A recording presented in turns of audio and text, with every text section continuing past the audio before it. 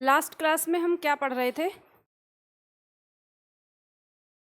वर्णमाला 2 चलेगा, यानी वर्तनी चलेगी आज। ठीक है, चलो शब्दावली निकालो सबसे पहले। और इसमें विलोम शब्द, पेज नंबर 33 इसमें सेट कौन सा हुआ है? विलोम शब्द कितना सेट कराया है? 2 हुआ है, तीसरा करिए आज पेज नंबर 35 पर।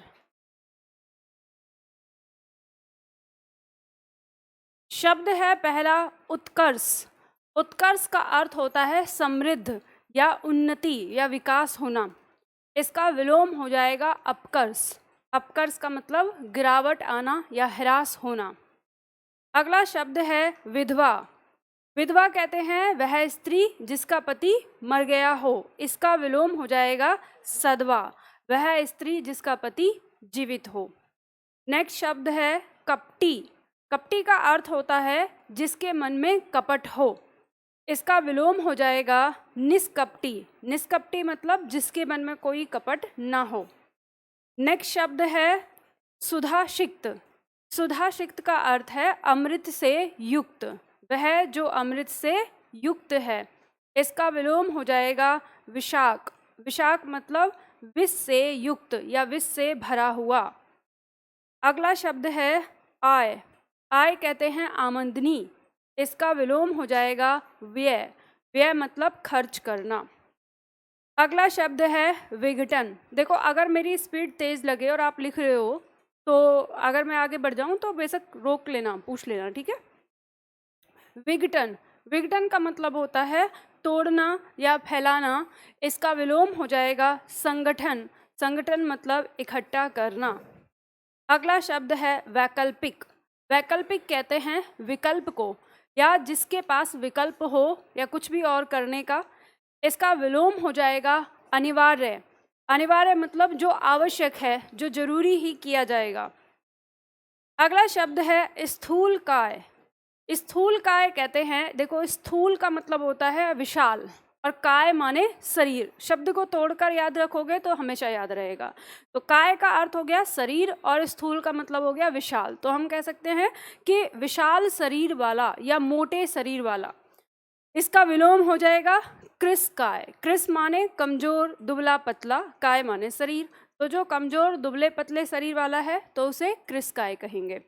अब देखो शब्दों को याद करने का तरीका। मान लो आपका कोई मित्र है, बहुत मोटा है, तो आज तक आप बोलते आए हो उसको कि अरे मोटा है मोटा है। अब के बाद मोटा मत कहो, अब के बाद कहो अरे तुम तो बड़े ही स्थूल काय हो। तो उसे ये भी पता नहीं चलेगा कि क्या कह रहा है, मतलब मजाक उड़ा रहा है, वो कहेगा पता नहीं कौन से अच्छी है। और जो कोई दुबला पतला, अरे तुम तो बड़े ही कृशकाय हो गए। तो आपको विलोम भी याद हो गया, शब्द भी याद हो गया, ठीक है, और आपके पास शब्द भंडार हो जाएगा। अगला शब्द है संकीर्णता। संकीर्णता का अर्थ होता है छोटापन या संकुचित होना या सिकुड़ा हुआ। इसका विलोम हो जाएगा उदारता, जिसका हृदय बहुत उदार हो। अगला शब्द है आगत। आगत कहते हैं बाहर से आया हुआ या जो बुलाया गया है। इसका विलोम हो जाएगा अनागत, जो बाहर से नहीं आया है, जो बुलाया नहीं गया है। अगला शब्द है सापेक्ष। सापेक्ष कहते हैं जो किसी का पक्ष लेता हो या किसी एक पक्ष में हो। जैसे कहा कि हम इस पक्ष में हैं, तुम इस पक्ष में हो, तो उसे कहेंगे वो उसके सापेक्ष है।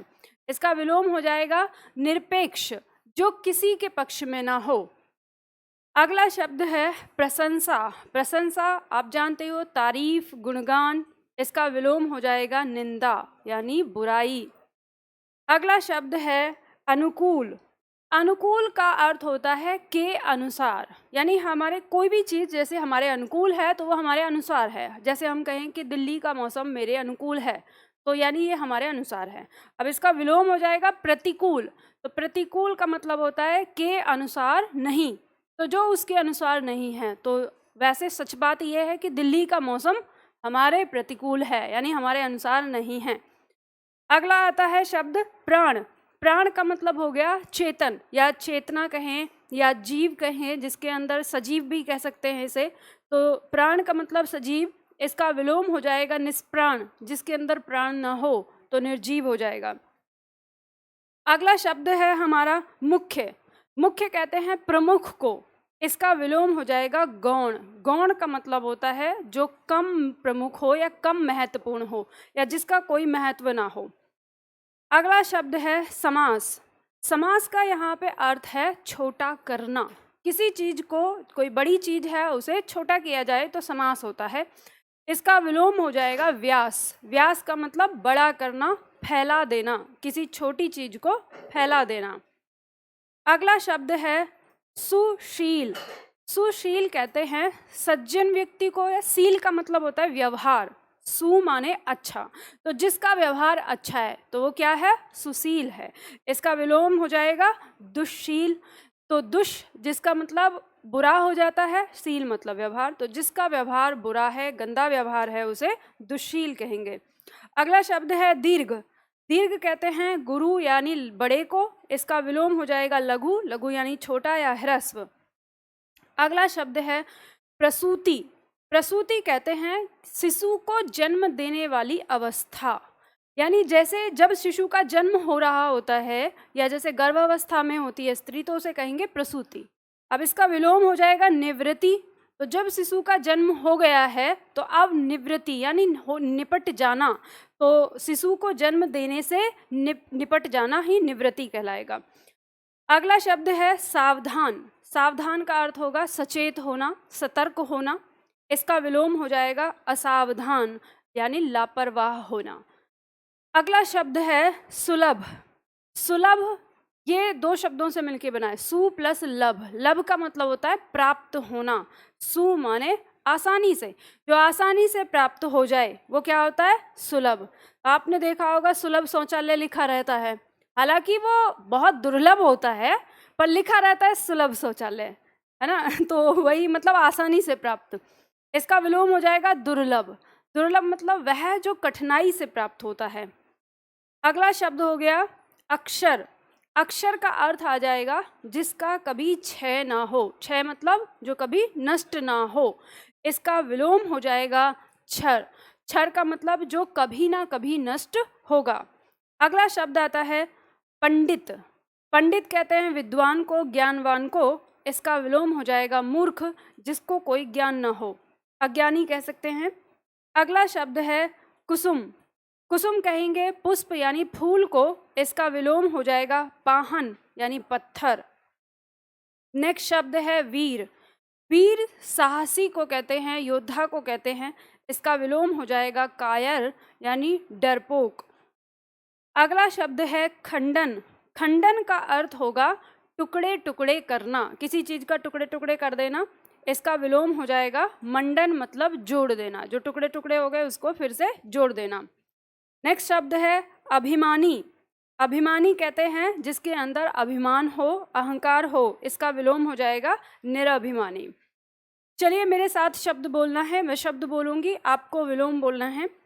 उत्कर्ष, विधवा, कपटी, सुधासिक्त, आय, विघटन, वैकल्पिक, स्थूलकाय, उदारता, अनागत, निरपेक्ष, प्रशंसा, प्रतिकूल, निष्प्राण, मुख्य, समास, सुशील, लघु, प्रसूति, सावधान, दुर्लभ, क्षर, मूर्ख, पाहन, वीर, खंडन, अभिमानी।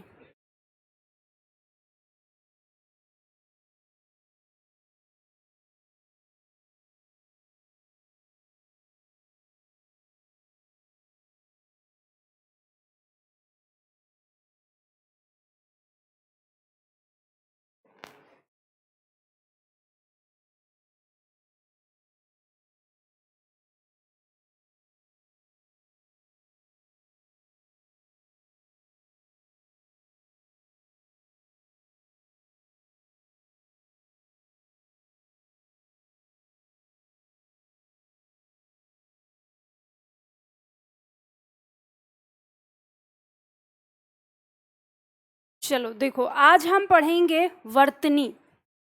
वर्तनी किसे कहते हैं? जी पूछे।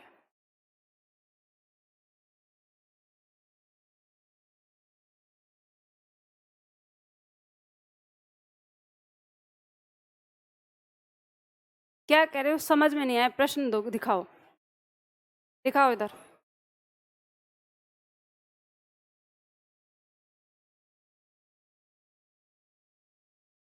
कौन सा? 25। किस शब्द में स्वर रहित पंचम वर्ण के स्थान पर अनुस्वार का प्रयोग किया जा सकता है? यहाँ पे दिया है सम्मान, अत्यंत, अन्याय और अक्षुण। तो इसमें इस प्रश्न का उत्तर ये वर्तनी की क्लास पढ़ने के बाद आप स्वयं लगा पाएंगे। और कैसे, अब वो यहाँ पे इंतजार करो, मैं बताऊंगी। और इसमें जो उत्तर दिया है ये गलत दिया है, ठीक है। वर्णमाला की प्रैक्टिस में हम, हाँ चलो देखेंगे अभी क्या है इसमें। देखो आप ध्यान दो, यहाँ पर सबसे पहले बात करेंगे हम वर्तनी की। पहले हम सीखते हैं इसको, फिर उसके बाद यहाँ बात करेंगे। वर्तनी किसे कहते हैं? आप में से कितने छात्र हैं जो ये बात अच्छी तरह से जानते हैं कि वर्तनी क्या है, क्या मतलब है वर्तनी का? बस एक दो ही छात्र जानते हैं। वर्तनी का क्या मतलब होता है? अच्छा, स्पेलिंग समझते हो? तो जिसे आप अंग्रेजी भाषा में स्पेलिंग कहते हो, उसी चीज़ को हिंदी भाषा में क्या कहते हैं? वर्तनी कहते हैं, ठीक है। अब के बाद याद रखना, नहीं तो आपके साथ ना अगर किसी को ये पता चल गया ना, आपके सीनियर को, आपकी जॉब लग गई और आपके सीनियर को पता चल गया कि इसको नहीं पता कि वर्तनी क्या है, और वो थोड़ा सा हिंदी प्रेमी हुआ, तो आपकी वाट भी लगा सकता है। क्योंकि ऐसा किस्सा हुआ है एक व्यक्ति के साथ। तो क्लास में बताया था उन्होंने, वो मतलब कांस्टेबल थे, तो एसआई की तैयारी कर रहे थे। तो तब उन्होंने बताया, जब क्लास ऐसे चली और मैंने बताया कि वर्तनी ये होता है, तो तब उन्होंने अपने जीवन का वो किस्सा बताया कि मैम आपको बताता हूँ कि मुझे नहीं पता था कि वर्तनी किसको कहते हैं। कि मैंने यहाँ पे आने के लिए 2 महीने की छुट्टी के लिए एप्लीकेशन लिखी अपने सीनियर को, तो उसमें शब्द में गलती हो गई होगी, यानी वर्तनी गलती हो गई।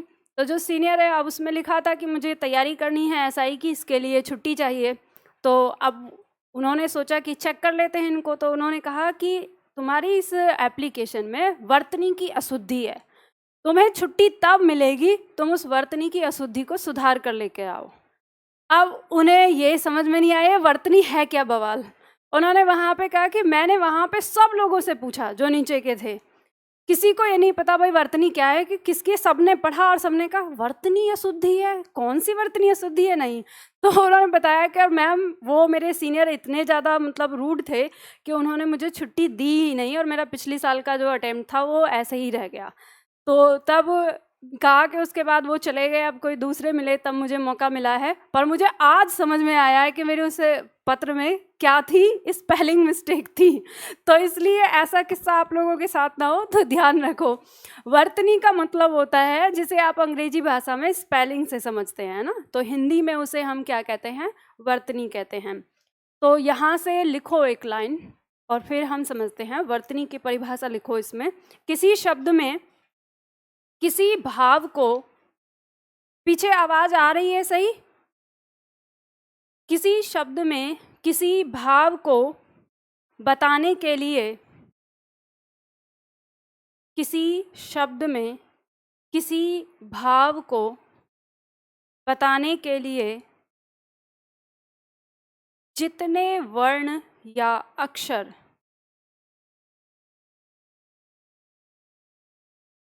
किसी शब्द में किसी भाव को बताने के लिए जितने वर्ण या अक्षर जिस क्रम में प्रयोग होते हैं, जिस क्रम में प्रयोग होते हैं,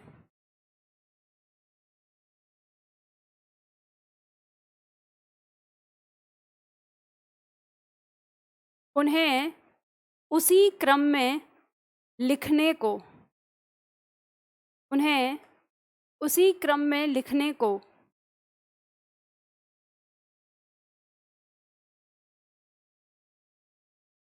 वर्तनी कहते हैं। उन्हें उसी क्रम में लिखने को वर्तनी कहते हैं। पूर्ण विराम लगा दीजिए और लिखिए पूर्ण विराम के बाद, इसे अंग्रेजी भाषा में स्पेलिंग, और रोमन लिपि में मत लिखना, देवनागरी लिपि में लिखना, ठीक है। इसे अंग्रेजी भाषा में स्पेलिंग तथा उर्दू भाषा में हिज्जे कहते हैं।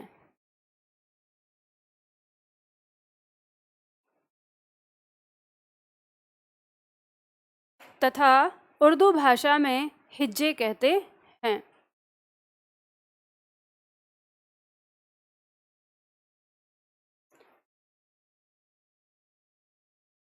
हिंदी में कहते हैं वर्तनी, इंग्लिश में कहते हैं स्पेलिंग और उर्दू में कहते हैं हिज्जे। ठीक है।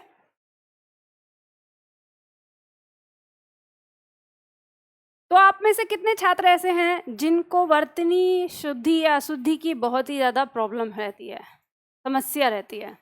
तो आपको ऐसा लग रहा होगा कि आज की क्लास में तो पढ़ने के बाद हमें एकदम चमत्कारिक रूप से वर्तनी समझ में आने वाली है, मैम ज़रूर कुछ ना कुछ ऐसा बताएंगे।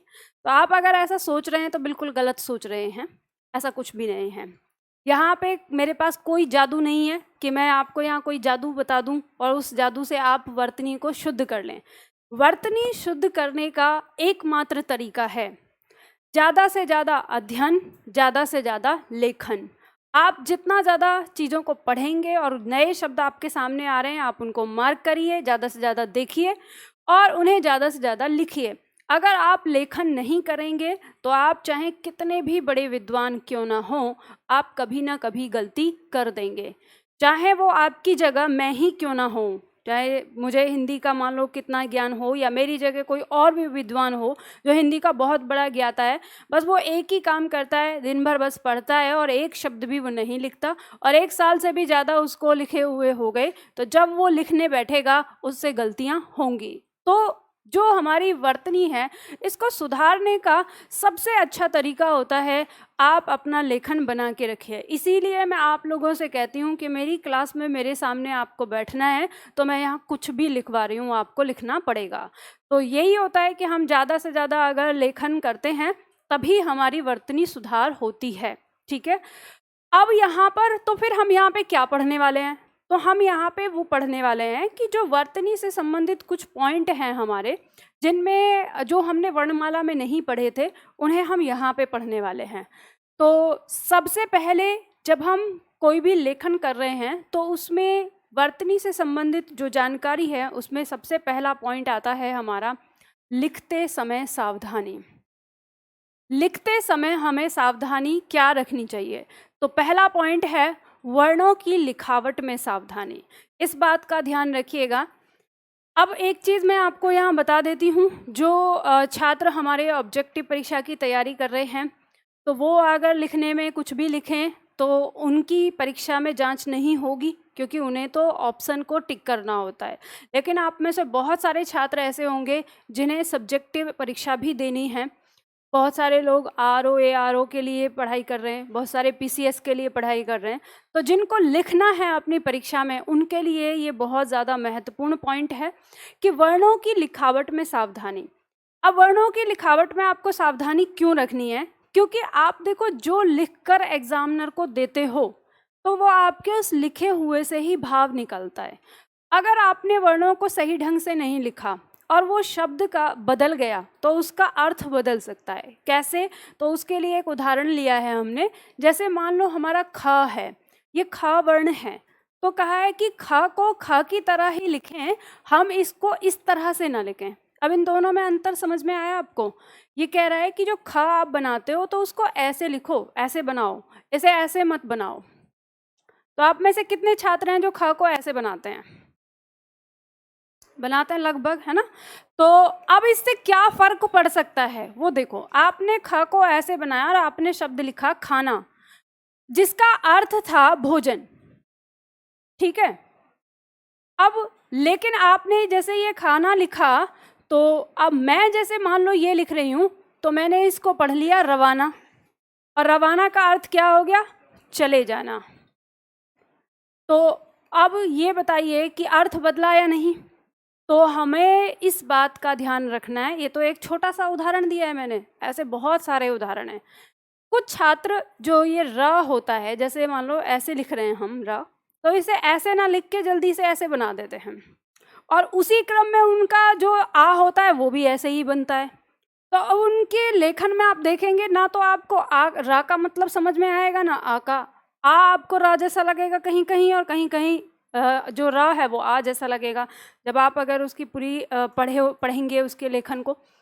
तो इस तरह से ना गलतियां होती हैं। फिर कई सारे और वर्ण हैं, जैसे मान लो कि आपका वर्ण है ये घ, तो जब आप घ लिख रहे हैं तो आप घ इस तरह से लिखते हैं, लेकिन कुछ लोग जो हैं वो घ को ऐसे लिख देते हैं या ऐसे बनाते हैं यहाँ से, फिर कहेंगे ये ध नहीं है तो घ है, घुंडी बन गई आपकी।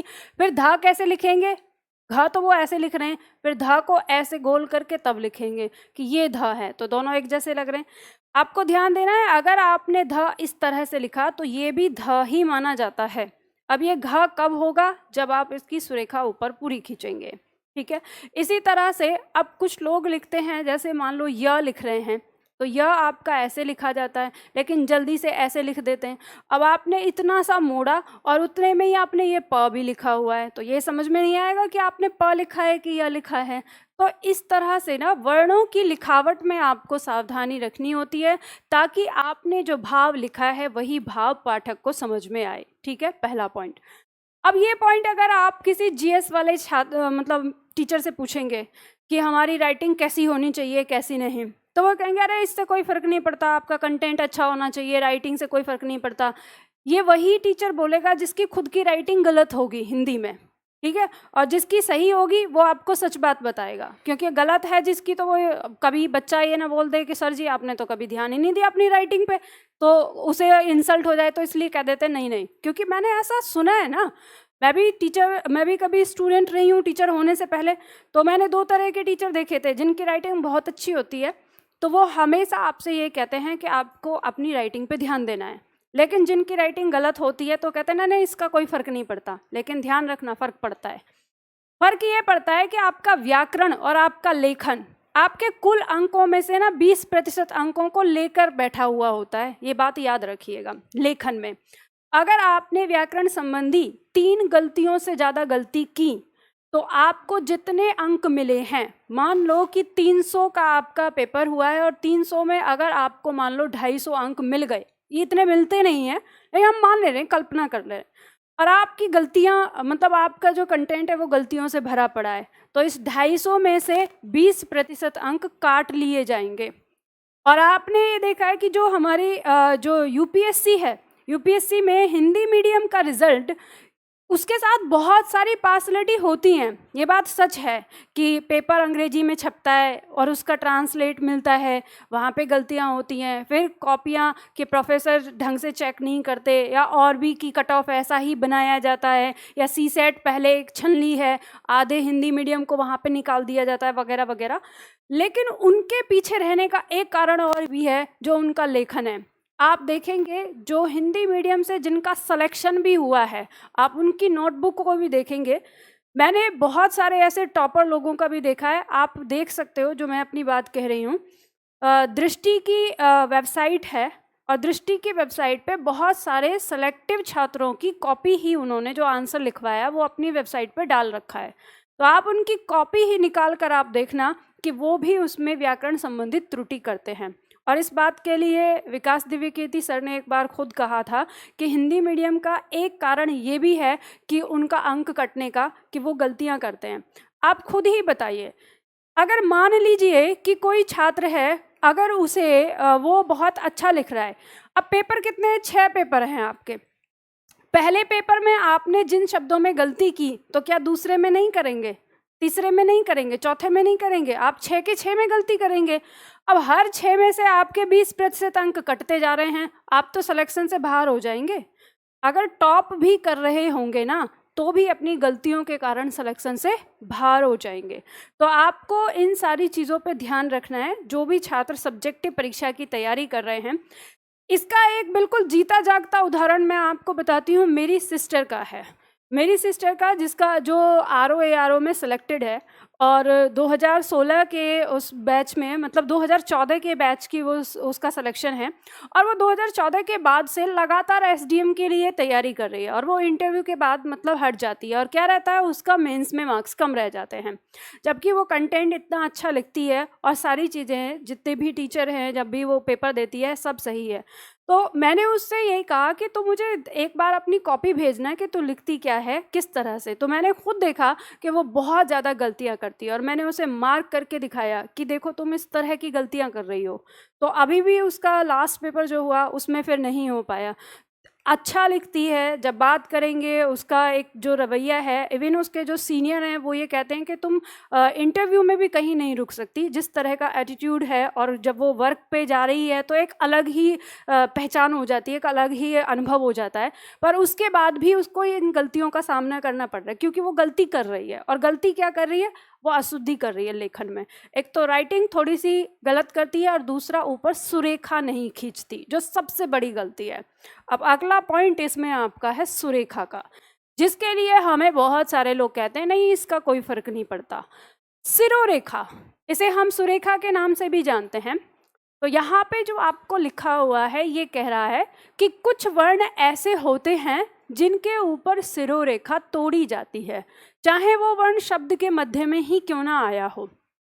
और वो कौन से वर्ण दिए हैं?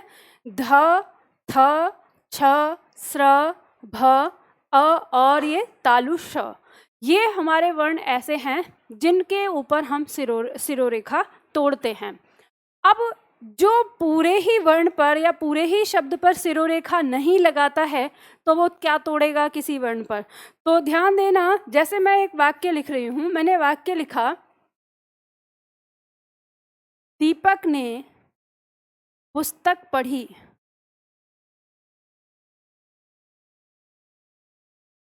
इस वाक्य में वर्तनी की अशुद्धि है क्या कोई?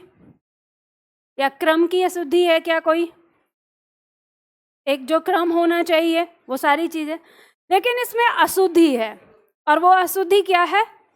सिरोरेखा की। ठीक है, तो बताओ आप में से कितने छात्र हैं ऐसे जो ऐसे लिखते हैं? ईमानदारी से बताओ, आज के बाद मत लिखना, ठीक है? अब मैं आपको बताती हूँ क्यों, ऐसा क्यों है। आप कहेंगे अरे मैम ये तो आप कुछ ज़्यादा यहाँ की बात बता रहे हो, आज तक तो हमको किसी ने टोका ही नहीं। नहीं टोका ये अब अलग बात है, तुम्हारी गलती को किसी ने हिम्मत नहीं करी टोकने की। ये बताइए मुझे, मैंने जब आपको वर्णमाला पढ़ाई तो वर्णमाला में स्वर अ पढ़ाया था, तो मैंने आपको ऐसे अ पढ़ाया था या आपको ऐसे पढ़ाया था? पहला या दूसरा? पहला। मैंने जब आपको स्वर पढ़ाया ई, तो मैंने आपको ई ऐसे पढ़ाया या मैंने आपको ई ऐसे पढ़ाया? पहला। मैंने जब इसकी मात्रा पढ़ाई थी तो आपको ऐसे मात्रा बताई थी या फिर इसकी मात्रा ऐसे बताई थी? पहले ही, ठीक है। अब इसी तरह से व्यंजन की बात करें तो मैंने आपको व्यंजन इस तरह से पढ़ाया या फिर ऐसे पढ़ाया था? पहले ही। तो कुल मिला के हम सारे व्यंजनों पर अगर नज़र डालेंगे तो हमें ये बात पता चलती है कि जो हमारे वर्ण हैं उन सब पर क्या होती है? सिरोरेखा होती है। तो अब ये सिरोरेखा होती है, तो जैसे मान लो कि हम शब्द लिख रहे हैं कमल, तो कमल में हमें कौन कौन से वर्ण चाहिए? क, म और ल। तो हम यहाँ पे लिखेंगे क, तो इस तरह से लिख रहे हैं, फिर इसमें हमने जोड़ा म, तो इस तरह से लिख रहे हैं, फिर हमने जोड़ा ल। तो बताइए कि ये सिरोरेखा ये आपस में जुड़ेंगे, तो सिरोरेखा बनती है या नहीं बनती है? बनती है ना, तो फिर हम क्यों नहीं बनाते? हम देवनागरी की विशेषताएं नहीं पढ़ते। देवनागरी की विशेषताओं में एक बात ये लिखी होती है कि देवनागरी के शब्दों को समझना आसान होता है क्योंकि वो सिरोरेखा से बंधे होते हैं। तो सिरोरेखा से एक शब्द होता है, जैसे मान लो आपने शब्द लिखा, शब्द है दूध और शब्द है वाला, ये दो अलग अलग शब्द हैं, लेकिन हम इसको एक साथ लिखते हैं जब इस तरह से दूध वाला, तो हम इसको ऐसे सिरोरेखा के साथ लिखें। ये कितने शब्द हैं? एक शब्द ये, एक शब्द ये, तो यहाँ दो शब्द हो गए, लेकिन यहाँ ये क्या है? एक शब्द है। तो आपको इस बात को समझना है कि सिरोरेखा हमें शब्दों को पहचानने में मदद करती है कि शब्द कितना छोटा और कितना बड़ा है, तो ये हमें ध्यान देना है। अब ये पॉइंट मैंने बताया, तो इस पॉइंट को भी दिमाग में रख लो। कभी भी वाला प्रत्यय यदि किसी संज्ञा के साथ लगेगा तो वो अलग नहीं लगता, वो सदैव क्या लगता है? इसके साथ, सिरोरेखा के साथ। जैसे अखबार वाला, तो अखबार क्या है? एक संज्ञा शब्द है, तो अखबार वाला। इसी तरह से जैसे दूध वाला या सब्जी वाला, ठीक है। ये ध्यान देना आपको कि ये वाला अगर ये क्रिया के साथ लग रहा है तो ये अलग लगेगा, लेकिन संज्ञा के साथ आ रहा है तो ये एक साथ लगता है। ये पॉइंट मैंने बता दिया, याद रखना, लिख लेना कहीं पे भी, क्योंकि ये भी आपकी वर्तनी में आता है हिस्सा। और इस पॉइंट को समझने के लिए भी है कि यहाँ मेरे दिमाग में आ गया तो मैंने बता दिया, ठीक है। तो हमें एक बात ये समझ में आ गई कि हम अब से ना सारे शब्दों पर क्या रखेंगे, सुरेखा खींचेंगे। तो अब हमें इसने ये कहा है, जो पॉइंट है, कि कुछ वर्ण ऐसे होते हैं जिन पे सिरोरेखा तोड़ी जाती है। तो उसमें हमें उसने बताया कि जैसे शब्द है हमारा वर्ण है जैसे ध, जैसे वर्ण है हमारा थ, जैसे वर्ण है भ, इसी तरह से जैसे वर्ण है हमारा अ, वर्ण है हमारा छ, वर्ण है हमारा श, ठीक है। अब ये आपको क्या समझ में आ रहा है, कैसे याद करेंगे? तो रटना नहीं है, बस समझना है। और समझना क्या है, जिस पे ये घुंडी आ रही है, जिस वर्ण पे आपको ऊपर घुंडी मिल रही है, उसी वर्ण में आपको इसको तोड़ना है। जैसे मान लो आप कक्षा लिख रहे हो, तो आप कक्षा लिखोगे तो दो तरीके हैं आपके पास, एक तो ऐसे लिखना, और एक है आपका जैसे आपने कक्षा लिखा तो कक्षा में आपको यहाँ तक लेके आए और यहाँ ये तोड़ा, तो ये सही है, ये गलत है, ठीक है। इस चीज़ को ध्यान रखिएगा जो शब्द दिया है। तो आज के बाद आपके, हाँ जी, अक्षर में भी सब जगह मिलेगा, ठीक है। अब यहाँ पे आपको एक चीज़ और बता देती हूँ। जैसे देखो ये शब्द दिया हुआ है, शब्द बना है हमारा सिरोरेखा, ठीक है। तो इस स के ऊपर से टूट रहा है, यहाँ पे दिख रहा है आपको, लेकिन आप थोड़ा और आगे जाएंगे तो यहाँ पे आपको इसके ऊपर दिख रहा है। तो जब आप कभी किताबों में पढ़ेंगे, किताबों में देखेंगे, तो आपको ये मिल सकता है ऐसा। तो याद रखना, ये फॉन्ट की त्रुटि है।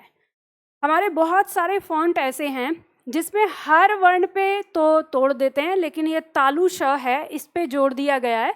लेकिन एक फॉन्ट है हमारा कृतिदेव, तो कृतिदेव में इसको सही रखा गया है, तो इसलिए मैंने उसी फॉन्ट पे, आप देखेंगे कि ये फॉन्ट यानी इसके लिखने का तरीका और इसके लिखने का तरीका दोनों अलग है थोड़ा सा। तो स्पेशल इस पॉइंट के लिए मैंने वो फॉन्ट लिया है जिसमें आपको पता चले कि हाँ किताबों में भी सही होता है, मतलब लेखन में भी। अब क्योंकि ये जो यहाँ पे गलती हुई है इसमें, ये ह्यूमन गलती है, ये कंप्यूटर की गलती नहीं है। कंप्यूटर को ही नहीं बताया कि यहाँ पे सिरोरेखा तोड़नी है तो उसने नहीं तोड़ी, इसलिए उसने पूरे पे लगा दी। उसको तो वही बताना पड़ेगा ना हमें सारी चीज़ें, तो ये मैंने यहाँ पे बता दिया, इसलिए ध्यान रखिए। अब आप कोई कंप्यूटर तो हो नहीं कि जो आपके बॉस ने कह दिया वही करोगे, आपके पास अपना दिमाग है। तो आपको इन सारे वर्णों पर ध, थ, छ, स्र, भ, अ और स। अब जैसे उदाहरण देख लो, अधर्म लिखा है तो ध पे टूट रहा है, अन्यथा यहाँ लिखा है तो यहाँ टूट रहा है, कक्षा यहाँ टूट रहा है, अधिश्राम, दोनों शब्द आ रहे हैं यहाँ पे। अधिश्राम का मतलब होता है छुट्टी, जब आप अवकाश लेते हैं ना, सरकारी डिपार्टमेंट से अवकाश लेने को ही अधिश्राम कहते हैं। जैसे कभी शब्द आया है, सिरोरेखा पे आया है, शुरुआत में शुरू और आत यहाँ तक दिया हुआ है, तो इसका ध्यान रखिएगा, ठीक है। अब इसके बाद आता है हमारा तीसरा पॉइंट, और तीसरा पॉइंट है संयुक्त वर्ण। अभी तक हमने जो पढ़ा है, इस संयुक्त शब्द के नाम से हमने 3 नाम सुने। कौन कौन से? सबसे पहले हमने सुना था संयुक्त स्वर, दूसरा हमने सुना संयुक्त व्यंजन, और तीसरा हम सुन रहे हैं अब संयुक्त वर्ण। अब इसे हम संयुक्त वर्ण या संयुक्त अक्षर के नाम से भी जानते हैं। तो इन तीनों में अंतर क्या है वो यहाँ पर समझ लो। देखो, जब हम संयुक्त स्वर की बात कर रहे हैं तो इसमें हमारे 4 संयुक्त स्वर हैं, ए, ऐ, ओ और औ।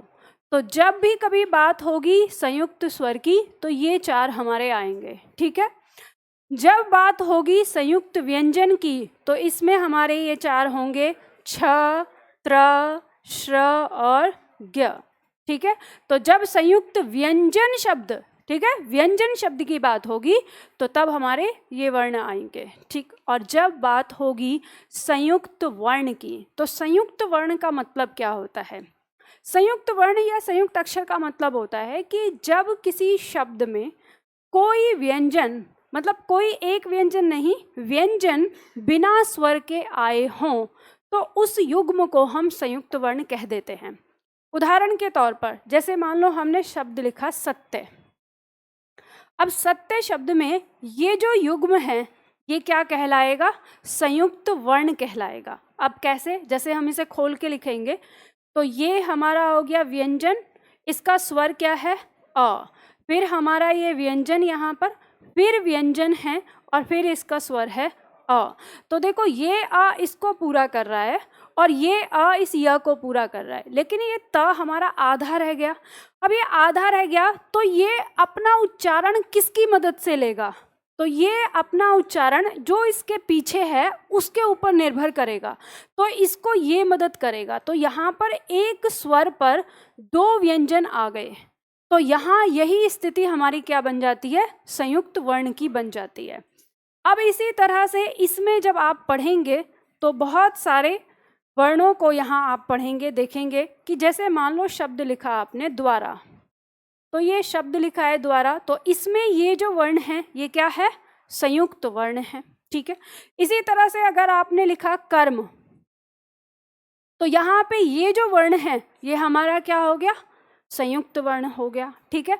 इसी तरह से मान लो आप लिख रहे हैं क्रम, तो ये हमारा क्या हो गया? संयुक्त वर्ण हो गया। इसी तरह से बहुत सारे शब्द आते हैं, जैसे मान लो आपने लिखा पद्मिनी, तो पद्मिनी ये आपने बनाया, तो यहाँ पर जो ये वर्ण है आपका, ये आपका संयुक्त वर्ण है। और अब हम यहाँ पे यही पढ़ेंगे, अब हम यहाँ पे यही पढ़ेंगे कि जो हमारे ये संयुक्त वर्ण और संयुक्त अक्षर हैं तो ये क्या हैं, कहाँ से आते हैं, कितने प्रकार के बनते हैं, कौन कौन से होते हैं, यही सारी चीज़ें हमें इसके अंदर पढ़नी है। तो संयुक्त वर्ण होता है कि जब कोई व्यंजन हमारा आधा हो और उस व्यंजन के बाद स्वर न होकर व्यंजन होता है, तो वो पहले वाला व्यंजन उस दूसरे व्यंजन के स्वर पर ही आधारित होता है। अब ये आपको बात समझ में आ गई, तो इनको अलग रखना। अब मैं इसमें थोड़ी सी आपको कहानी बनाती हूँ जो आप इसे समझ जाएंगे। मिटा दूँ? छोड़ दो ना, क्या खोल के लिखने वाला, अभी लिखेंगे। अभी तो आपको ये तो शुरू हो रही है कहानी यहाँ से, तो है ना, ये आगे आएगा, ये क्लाइमैक्स है। ठीक है, ये वाली चीज अभी हमें सुनना है कि आया कैसे, है ना, स्टार्टिंग। तो मिटाओ इसको। अब ये सारी चीजें समझने से पहले आपको ना कुछ बातें समझनी होंगी कि हमारे जो वर्ण हैं वो किस तरह से काम करते हैं। अगर आपने उन पॉइंट को नहीं समझा ना तो आप समझ नहीं पाएंगे कि कौन सा संयुक्त अक्षर, कौन सा संयुक्त वर्ण है इसमें और कैसे बना है, इसमें कौन सा आधा है, कौन सा पूरा है, ये सारी चीज़ आप नहीं समझ पाओगे। तो यहाँ पर हम एक शब्द लेते हैं, जैसे मान लो हमने एक छोटा सा शब्द लिया, जैसे हमने कहा शब्द है समाचार। अब समाचार शब्द का हम वर्ण विच्छेद करके देखते हैं। ठीक है, सबसे पहले बहुत सरल है, ये आपको समझ में आ जाएगा। अभी मैं वो कर रही हूँ जो आपको ना समझ में आ जाए। तो बताओ, इसका वर्ण विच्छेद करोगे तो पहले कौन सा व्यंजन होगा? स।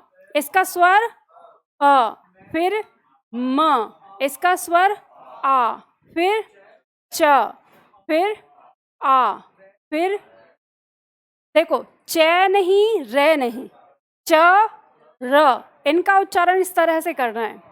क्या सही है, क्या गलती है?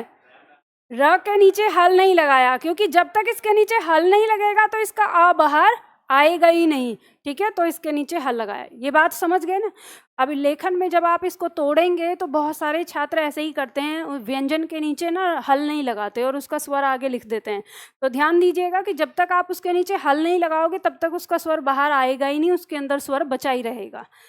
अब यहाँ पे आप एक चीज़ देखेंगे तो आप ये पाएंगे कि आपने इन वर्णों को लिख दिया, तो अब इनमें ऐसी चीज़ें समझिए कि जब हम इन्हें पढ़ना शुरू करते हैं तो हम इधर से पढ़ते हैं इधर की ओर या इधर से पढ़ते हैं इधर की ओर। अब ये ध्यान देना, देखो ये वर्ण, आपके जो ये वर्ण है, जैसे हम यहाँ पे हैं ऐसे, ये हमारा उल्टा हाथ, ये हमारा सीधा हाथ। तो जो हमारी वर्ण जो हम लिखेंगे, इसको जो देवनागरी लिपि है वो बाईं से दाईं ओर लिखी जाती है। ये आता है, प्रश्न आया हुआ है आपका कि जो देवनागरी लिपि है वो किस ओर लिखी जाती है, तो बाईं से दाईं ओर।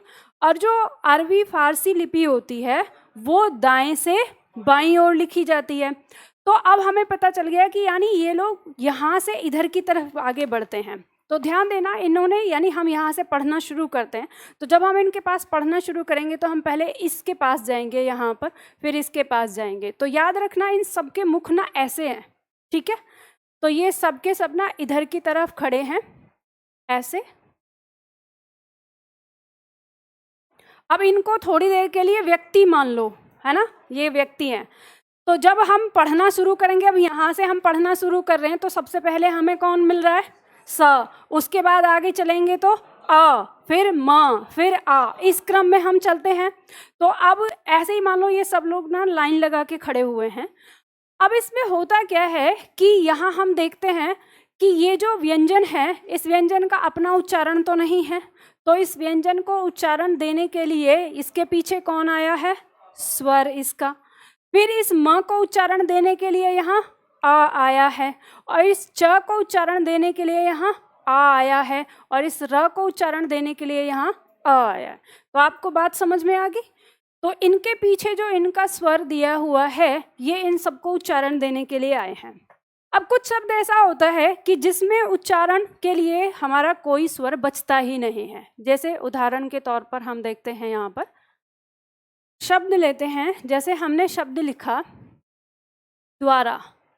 अगर हम इसको खोल के लिखते हैं तो हम देखते हैं कि ये हमारा द, फिर उसके बाद हमारा व, फिर व का स्वर आ, फिर र, और र का स्वर आ।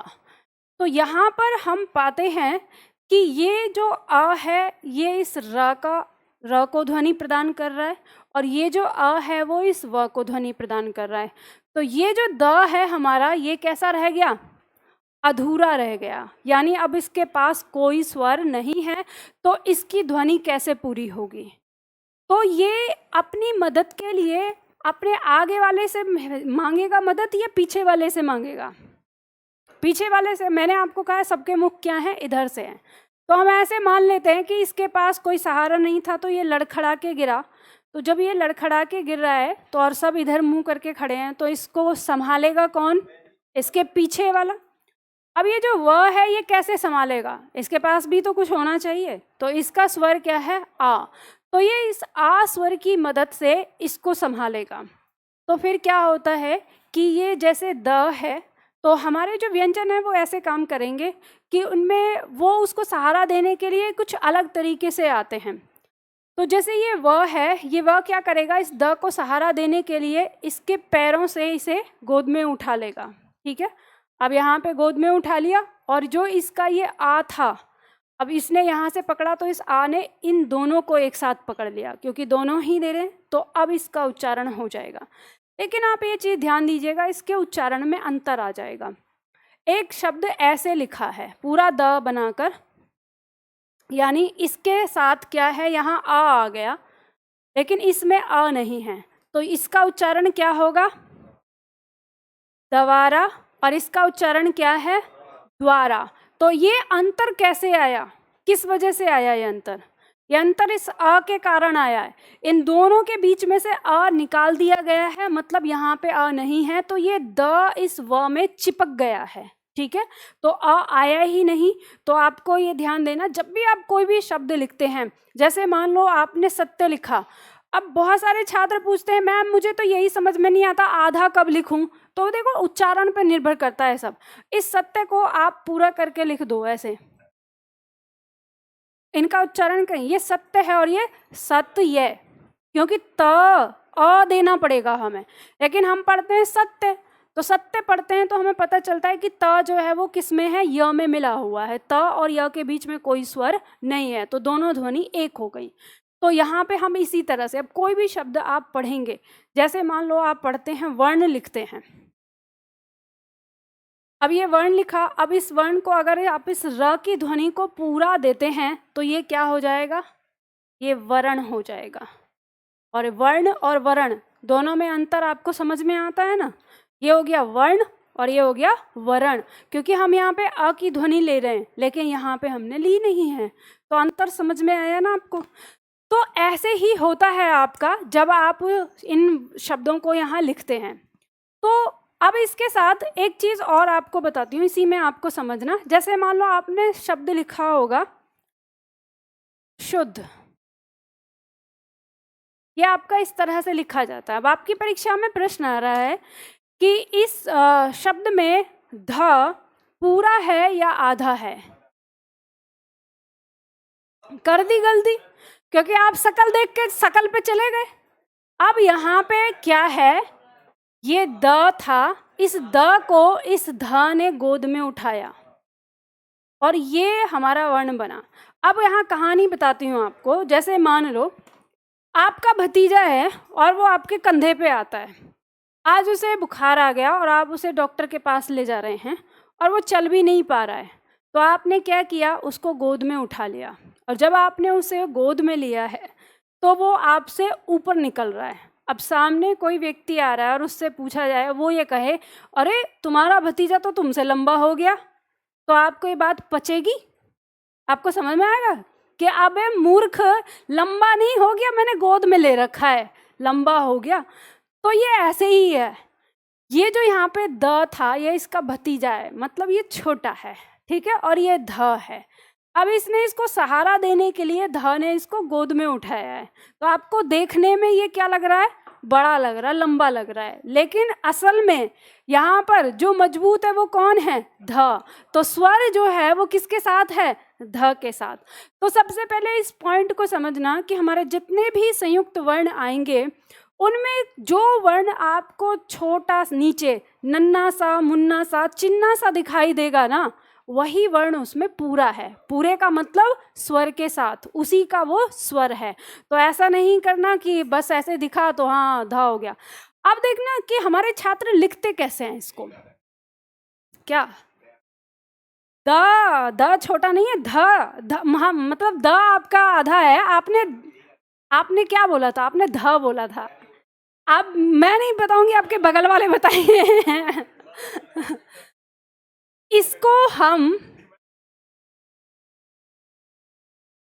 चलो मुंह से निकल गया, हाँ गलती से, देखो, हाँ चलो मान लिया हम गलत हैं भाई। देखो, अरे मुझे कोई दिक्कत नहीं, मैं ही गलत हूँ। सारी दुनिया आजकल मेरे को झूठा साबित करने पे लगी हुई है। हाँ मैं हूँ गलत, बस ठीक है। अब देखो यहाँ शब्द जो लिखा है आपका शुद्ध, तो जो बराबर करके मैंने लिखा है ये इसका वो रूप है जो गूगल बाबा लिखता है। गूगल बाबा की समझ में नहीं आता, उसको कोड दिया नहीं है कैसे लिखने का, तो ऐसे लिखा जाता है। अब दिमाग में सवाल आपके भी आएगा कि जब हम इसे ऐसे लिख सकते हैं नीचे हल लगा के, तो फिर हमने इसका संयुक्त रूप क्यों बनाया? जब तक आप इस बात को नहीं समझेंगे तब तक आपको ये बात समझ में नहीं आएगी कि इनकी शक्लें क्यों चेंज कर दी सारे वर्णों की। तो देखो ध्यान दो, जब हम अब कोई भी व्यंजन लिखते हैं और वो आधा लिखते हैं तो हम उसके नीचे सिरों ये लगाते हैं हल, ठीक है। जैसे मान लो क लगाया तो इसके नीचे हल लगाते हैं, एक ऐसे लगाया और एक ऐसे लगाया।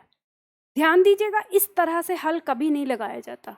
हल कैसे लगाया जाता है, वर्ण पूरा लिख के थोड़ी जगह छोड़ के तब नीचे हल लगाया जाता है। और ऐसा क्यों है, तो ऐसा इसलिए है क्योंकि बहुत सारे वर्णों में मात्राएं लगती हैं नीचे ऊ की, तो कहीं ये ऊ की मात्रा में परिवर्तित ना हो जाए, इसलिए इसका नियम है कि ये वर्ण से हट के लगाया जाएगा। तो जब आप लेखन कर रहे हैं और आपको कोई शब्द लिखना है और उसमें कोई वर्ण आधा आ रहा है, तो आपको इसे लिखने के लिए अपना पेन ऊपर उठाना पड़ेगा और तब आप लिखेंगे। तो इससे हमारी जो लेखन है, मतलब स्पीड है, जो हमारी गति हमारे लिखने की, वो क्या हो जाती है, स्लो हो जाती है, ठीक है, धीमी हो जाती है। तो हमारे ये समस्या पहले थी, अब हम आज ही तो 20-25 सालों से हर चीज़ को कंप्यूटर पे लिख रहे हैं। इससे पहले अगर हम जाएं, अगर 150 साल, 200 साल, 100 साल पहले हम जाएं, तो वहाँ पे क्या था, लेखन का एक ही साधन था, हाथ से लिखना है आपको और किताबों को ऐसे ही बनाना है। किताब की प्रतिलिपि बनती थी तो एक किताब बन गई, अब उस किताब से कॉपी करके और लोग लिखते थे, बैठते, तो ऐसे प्रतिलिपि बनती थी। तो आपने अगर पुराने ज़माने को देखा होगा तो इतनी आसानी से किताबें सबको नहीं मिलती थी। किसी के घर में अगर किताब है तो वो सोने चांदी से कम नहीं होती थी कि वो एक ही प्रतिलिपि लिपि है। और आपने देखा होगा कि जो टीचर लोग पढ़ाते थे, जो गुरुजी पढ़ाते थे, तो एक किताब गुरुजी के पास ही होती थी और सारे विद्यार्थी सुन के अपना लिखते थे और अपने पास वो रखते थे। ठीक है, तो ऐसा क्यों था? इसलिए था क्योंकि किताबें बनती नहीं थी, तो वो किताब हाथ से ही लिखी होती थी। तो हमें जब लिखना है, अब ऐसे इस तरह से इतनी तेज स्पीड लोगों की होती थी कि जैसे मैं बोल रही हूँ, लेक्चर दे रही हूँ, तो गुरुजी ऐसे ही लेक्चर देते थे और सारे छात्र उतनी ही तेज स्पीड से सुनते भी थे और फिर लिखते भी थे। तो उस लिखने में हमारी गति धीमे ना हो, इस तरह के वर्णों के साथ जो आधे हैं, तब ऐसा बनाया कि देखो जैसे हम ये लिखेंगे द और ध, तो यहाँ हाथ उठाना पड़ा, लेकिन जब हम इसे बनाते हैं तो इसमें हाथ कम उठाना पड़ता है। इस तरह से शब्द आता है, मान लो द और ये म बनेगा, तो इसको हम ऐसे करके बना दिया हमने, इसमें हाथ नहीं उठाना पड़ा। तो ये संयुक्त वर्ण जो हमारे अस्तित्व में आए वो इसलिए आए कि जो वर्ण आधे हैं तो उनको ऐसे बना दो। एक वर्ण आता है आपका जैसे द और य है, तो इस द य को ऐसे अलग ना लिख के हम ये बना देते हैं, जल्दी से इसे लिख दे, इसका भी उच्चारण क्या है? द्य होता है। इसी तरह से हमारे पास वर्ण आता है जैसे ह आता है, तो इस ह आधा न हमने लिखा, इसको लिखने की बजाय हम ये करते हैं, इसी तरह से ह आधा और ल लिखते हैं, तो इसे हम इस तरह से लिख देते हैं। तो ये जो हम ऐसे लिखते हैं, ये संयुक्त वर्ण थे हमारे, और यह लेखन को सही गति प्रदान करने के लिए हमने इन्हें बनाया। तो हमें ये पता होना चाहिए कि अब जो ये वर्ण बना है इसमें कौन सा आधा है। शकल से देखने में तो हमको ल आधा लग रहा है, लेकिन ये है क्या? इसमें ह आधा है। तो हमें ध्यान देना, ऐसे ही इसमें हमें न लग रहा है छोटा सा, तो हम सोचेंगे जो छोटा सा वही आधा होगा, लेकिन नहीं, ये इसको क्या दे रहा है? सहारा दे रहा है। तो आपको ऐसे समझना है कि जब ये ऐसे है तो इसे हल को हम कहेंगे कि ये बैसाखी दे दी, यानी अब इसके साथ कोई स्वर नहीं है, तो अब ये कैसे खड़ा है? बैसाखी के सहारे। अब जरूरी नहीं होता कि वो बैसाखी के सहारे चल पाए, तो चलने के लिए इसकी मदद की ज़रूरत इसको लगती है। तो ये जो दो चार शब्द मैंने अभी आपको बताए, सहारा देना, गोद में उठाना, इस तरह से, तो इन पॉइंट से ही आप उन वर्णों को आगे समझ पाएंगे। आपकी परीक्षा में एक प्रश्न आया है कि यदि व्यंजन र, इसके बाद व्यंजन म, इसके बाद स्वर अ का पूर्ण रूप क्या होगा? तो इसमें आपको दिया है ये होगा, ये होगा, या ये होगा, इस तरह से। अब आपकी परीक्षा में ऐसे आया, तो ये इस तरह से दिया हुआ है, तो इसका उत्तर क्या होगा? ये होगा। अब ये पिछले साल से ये प्रश्न आपका अस्तित्व में आया है। मैंने अभी जब मैं आप लोगों की अभ्यास पुस्तक बना रही थी तो उस समय मैंने देखा कि ये परीक्षा में ऐसे दिया हुआ था, तो इससे मुझे ये बात समझ में आई कि मतलब इसका मतलब परीक्षक जो है वो अब बहुत ज़्यादा नीचे जा रहा है, जो चीज़ हमें नहीं पता है। अब जब तक हम संयुक्त वर्ण नहीं सीखेंगे हमको पता ही नहीं चलेगा कि ये कौन सा रूप बनेगा। अब मान लो इसने इसकी जगह यहाँ पे हमें कुछ और दे दिया, मान लो ये कहा कि ह और न और आ, इसका रूप आपको बताना है क्या बनेगा। तो आप जब तक संयुक्त व्यंजन या संयुक्त वर्ण को नहीं पढ़ेंगे तो आपको कैसे पता चलेगा कि ये बनेगा? समझ रहे हैं ना? तो इन सारी चीज़ों को सीखने के लिए मैंने आपसे कहा है कि आप मेरी क्लास को एक बार पढ़ लेंगे, परीक्षा का आपको कोई भी प्रश्न बना के दे दे, आपसे नहीं छूटेगा बस। तो ये तो मैं बहुत दिनों से पढ़ाती आ रही हूँ, मुझे नहीं पता था, ये मैं पढ़ाती थी आपको वर्ण विच्छेद करने के लिए, लेकिन मुझे नहीं पता था कि परीक्षक ऐसा प्रश्न भी आपको देने वाला है। तो पर मुझे डर नहीं है क्योंकि मेरे छात्र जो हैं वो तैयार है। तो मैंने जो ये कहानी आपको बताई है तो ये इसलिए समझाई ताकि हम ना इस बात को समझ सके कि ये संयुक्त वर्ण हमारा क्या है। तो देखो लिखा है कि दो वर्णों से मिलकर बना वर्ण संयुक्त वर्ण या अक्षर कहलाता है, संयुक्त अक्षर। ठीक है, जब हम व्यंजन को आधा बनाते हैं तो व्यंजन के नीचे हलंत लगाते हैं। यदि शब्द के मध्य में आए हुए कुछ व्यंजन आधे हों तो उन्हें आधा लिख सकते हैं, किंतु कुछ व्यंजन आधे नहीं लिखे जाते। आधे नहीं लिखे जाते मतलब उनका आधा रूप नहीं बनाया जा सकता। वो कौन कौन से हैं जो आपको यहाँ पे दिए हैं? पंचमाक्षर क वर्ग का छ, ट, ठ, ड, ढ, ड़ और द और र और ह। ये वर्ण हमारे ऐसे हैं जिनको हम जब आधा इन्हें नहीं बना सकते। आधा बनाने का मतलब क्या कि जैसे मान लो हमें क आधा लिखना है तो हम क आधा ऐसे बना देते हैं, जैसे ग आधा लिखना है तो ग ऐसे आधा बना देते हैं। अब हम छ को आधा नहीं बना सकते या हम द को आधा नहीं लिख सकते, तो इनको आधा लिखने के लिए हमें किसकी ज़रूरत पड़ती है? नीचे विसर्ग की हलंत की ज़रूरत पड़ती है। अब जब हम हल नीचे लगाते हैं तो अगले वाले वर्ण से रिदम टूटता है, तो इसलिए अगले वाले वर्ण से यानी दूसरे व्यंजन के साथ युग्म करके उनको लिख दिया जाता है।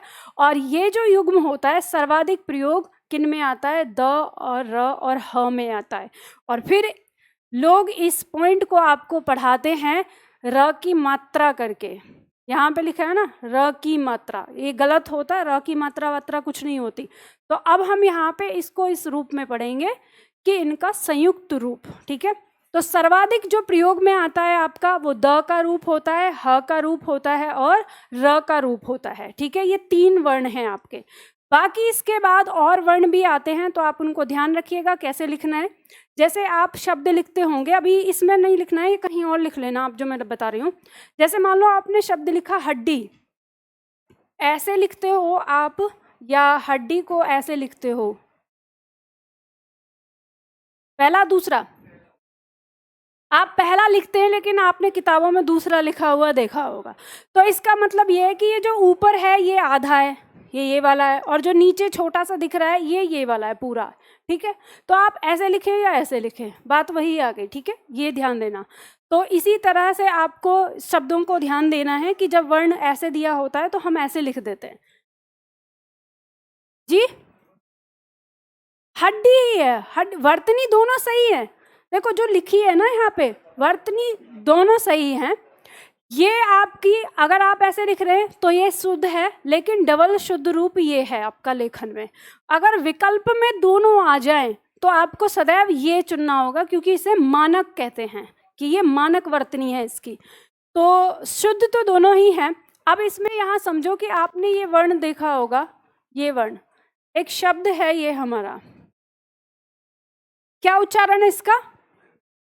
सुनाई नहीं दिया? विद्या कहते हैं, जबकि ये विद्या नहीं है, ये है क्या?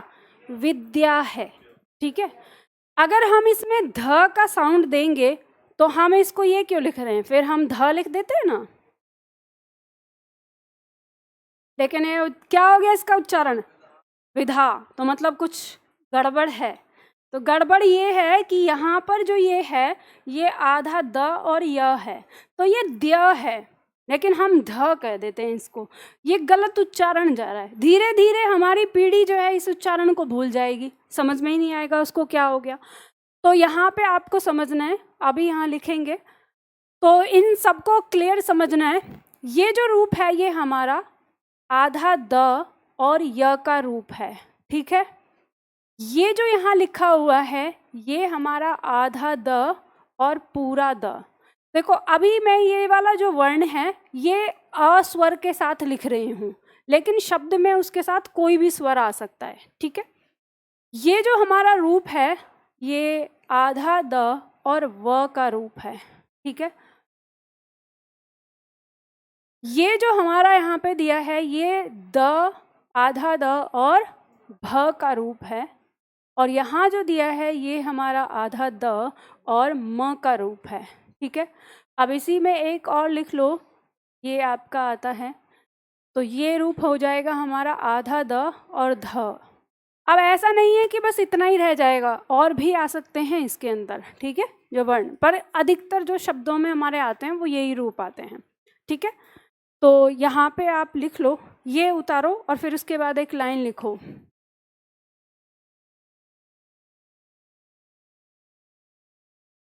यह अक्षर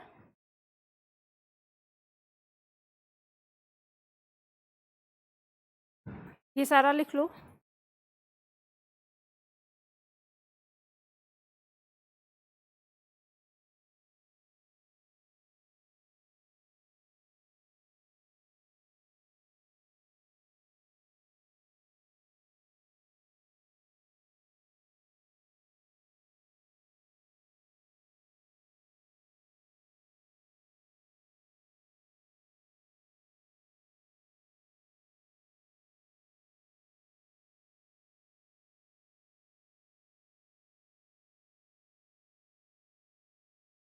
मैंने ऑब्लिक इसलिए कर दिया है, बार बार हम उसको ऐसे नहीं लिखेंगे ना, एक ही बार में लिख लेते हैं, समझ जाना। यह अक्षर आधा द प्लस य द व भ म ध का संयुक्त रूप है, जो ऊपर दिए हुए हैं सारे शब्द।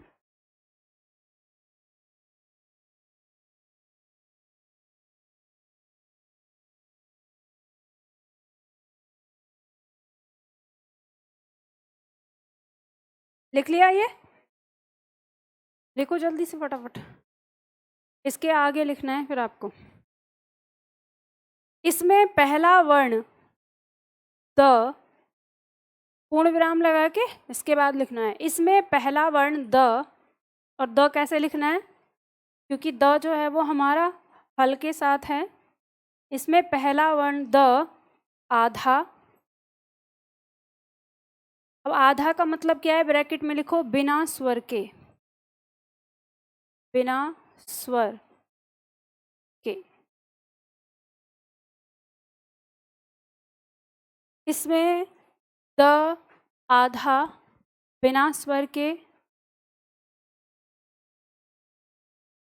यानी पहला वर्ण द आधा बिना स्वर के, ब्रैकेट बंद करो, और दूसरा वर्ण पूरा, और दूसरा वर्ण पूरा। अपूरा का मतलब क्या है, स्वर के साथ।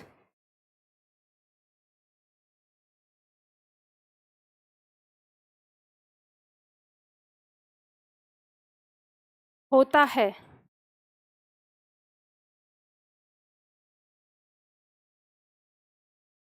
इसमें पहला वर्ण द आधा बिना स्वर के, और दूसरा वर्ण पूरा यानी स्वर के साथ होता है। लिख लिया ये? चलो अब इसमें उदाहरण लिख लो, इसके आगे से लिखना है। उदाहरण लिख लेते हैं हम।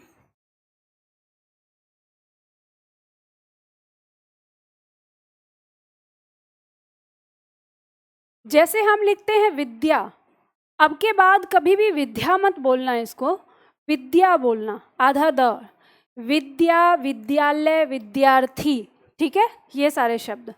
इसे हम ऐसे भी देख पाते हैं।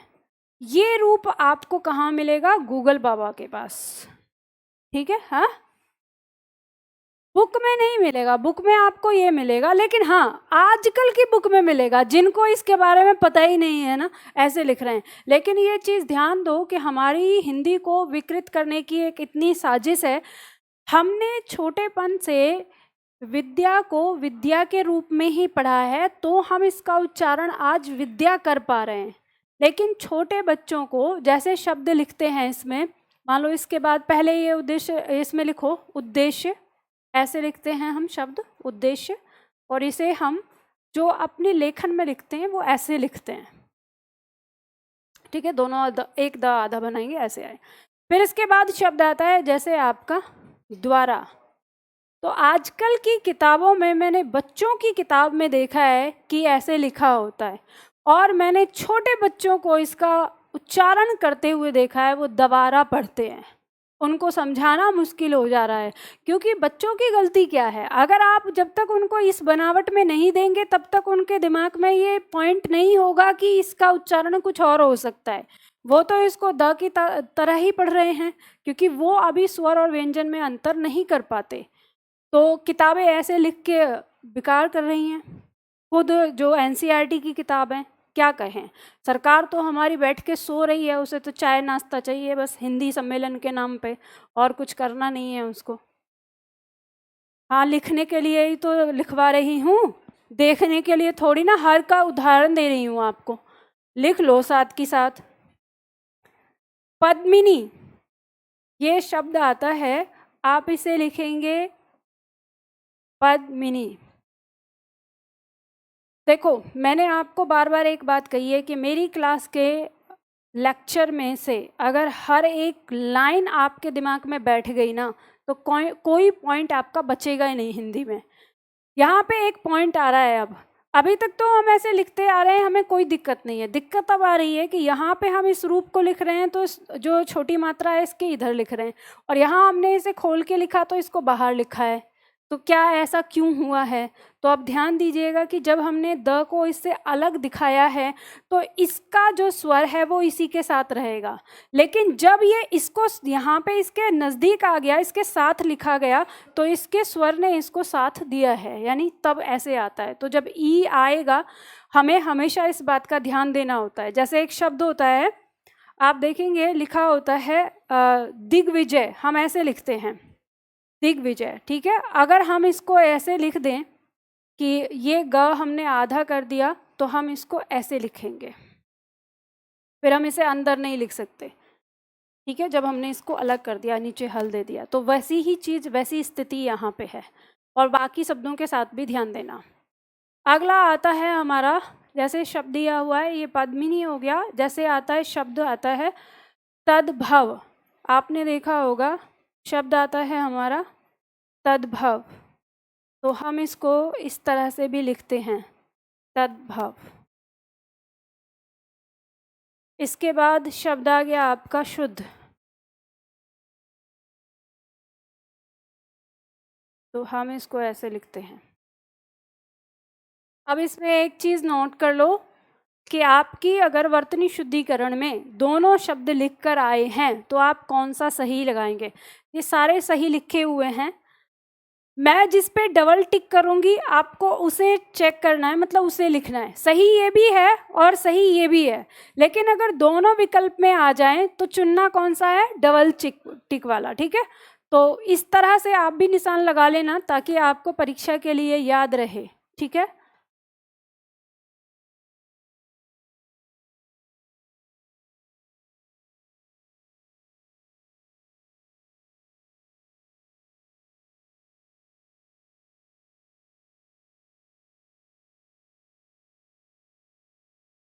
बताइए ये वर्ण समझ में आ गए ना अब आपको, ठीक है। मिटाऊं इसे, जल्दी करो। हाँ, टेढ़े मेढ़े लिख रखे हैं मैंने। बेटा पता है तुम्हारे साथ क्या होता है ना, तुम्हारे आसपास के लोग लिखना शुरू कर देते हैं, तुम सोचते रह जाते हो, फ्लैशबैक में पहुंच जाते हो, मुझे पता रहता है। फिर बाद में एकदम नींद टूटेगी, फिर लिखना शुरू करो, अरे लिखना था।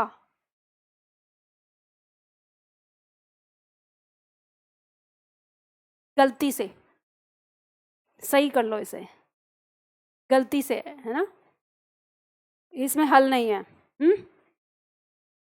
क्या कह रहे हो? हाँ बिल्कुल, चलो तुम लिखो जल्दी से, ठीक है, हो गया। चलो आगे देखो, यही देखो बोर्ड पे अगर लिखा हुआ है ये चीज़ दर्शाता है कि आप चीज़ों को सही से देख पा रहे हैं। क्योंकि मैं तो जब लिख रही हूँ कई बार ऐसा होता है कि मैं जो पॉइंट जहाँ लिख रही हूँ तो दिमाग में आगे चल रहा है तो गलती हो सकती है, पर वो मैं बता रही हूँ आपको ध्यान देना है। अब ऐसा अगर दिख जाता है तो चुपचाप नहीं बैठना है, पूछ लेना है कि यहाँ पे जो लिखा है सही है या गलत है। और कभी कभी मैं जानबूझ के भी लिख देती हूँ, तो वहाँ पे भी देखती हूँ कि हाँ आप लोगों का ध्यान है या नहीं। तो चलो अब देखो हम सीख गए, हमें समझ में आ गया कि क्या है, तो अब हमें बार बार सारी चीज़ें वही दोहराने की ज़रूरत नहीं है। तो ह का रूप भी क्या होगा हम लिख लेते हैं, मेरे साथ साथ लिख लो। ये जो रूप है ये ह पूरा है और व इसमें सॉरी ह आधा है और व पूरा है, ठीक है। इसमें ह आधा है और य पूरा है, इसमें भी ह आधा है और म पूरा है, यहाँ पे भी ह आधा है और ल पूरा है, और यहाँ भी ह आधा है और न पूरा है। हम देखेंगे यहाँ पर कि ये अक्षर ह प्लस व अब्लिक य अब्लिक म अब्लिक ल अब्लिक न, इसके अलावा और भी हो सकते हैं, ठीक है, कोई भी का संयुक्त रूप है।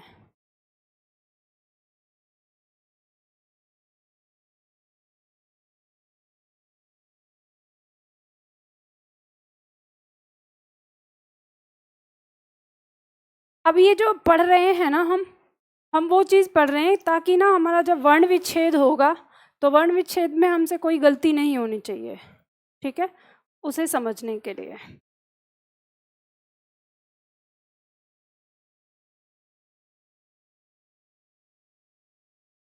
एक शब्द है,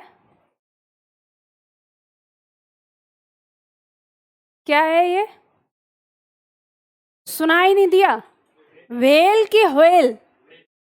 अरे वेल है तो ऐसे ही नहीं लिखेंगे इसको, हवेल होता तो ह पूरा बनता ना, ह नहीं है वो, हुआ है, ठीक है, ह व के साथ, तो व्हेल, इसे हम ऐसे लिखेंगे, ये दिया हुआ है, समझ में आ गया ना? अब नाम था इसका व्हेल, बना दिया इसको व्हेल, बेचारी नाराज हो गई, कह दिया छोड़ो हटाओ, मैं नहीं रहती अब यहाँ से, गायब हो जाती हूँ ना, लुप्त हो गई, नाम ही खराब कर दिया उसका। तो लिखो इसके उदाहरण में, ऐसे ही आपने एक शब्द देखा होगा, ह्यूमस, पढ़ा है आपने ह्यूमस शब्द, विज्ञान में पढ़ा होगा ना, आधा ह य, ठीक है। अगला आता है हमारा शब्द है हमारा ब्रह्म या ब्रह्मा या ब्रह्मांड, जब आप लिखते हैं शब्द,